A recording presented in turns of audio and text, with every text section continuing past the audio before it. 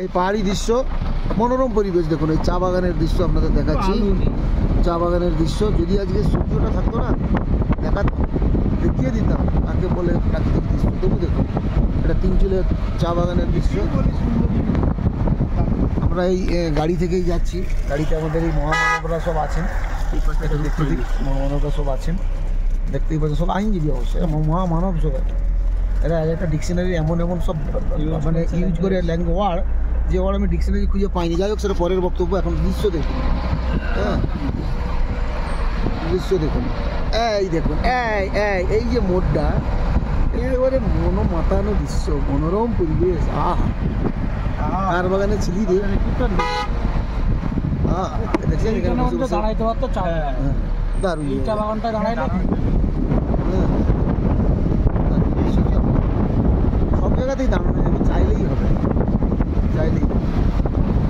দাঁড়িয়ে তোমার মোবাইল হারিয়ে যাচ্ছে, তুমি আবার তুমি অন্য কিছু হারিয়ে ফেলবে, আমরা সেটা করতে দেবো না। হ্যাঁ, যাই হোক গাড়ি থেকে আপনাদের কিছু দৃশ্য দেখাচ্ছি, দেখতে থাকুন, ভালো লাগবে। যারা আসছেন তো পাবেনই, যারা আসছেন না তারা আপাতত ফেসবুক ইউটিউবে দেখে মোটামুটি একটু আনন্দ পান। ওই যে সামনের দিকটা যদি মেঘ যদি না থাকতো তাহলে ভালো লাগতো। এটা তিনচুলা থেকে কুম্বাধারা, তিনচুলা আমরা অ্যাকচুয়ালি এই রোডটা সেই লামাহাট্টা এই রোড, এদিক থেকে আমাদের দার্জিলিং যেতে হবে। এগুলো অ্যাকচুয়ালি দার্জিলিংয়ের একটা গ্রামীণ জোন।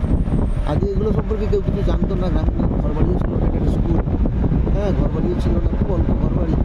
পরবর্তীতে বিভিন্নভাবে এলাকার ডেভেলপমেন্টের জন্য এই এলাকাগুলিকে পর্যটকরা আসার উন্নতি হয়েছে, অনেক সিনেমা হয়েছে। সিনেমার তো চিন্তা নেই, ফাঁকা জায়গায় সিনেমা আমাদের সুবিধাই হয়, কারণ ক্যামেরাম্যান আর্টিস্টদের আমাদের অনেক সুবিধাই হয়।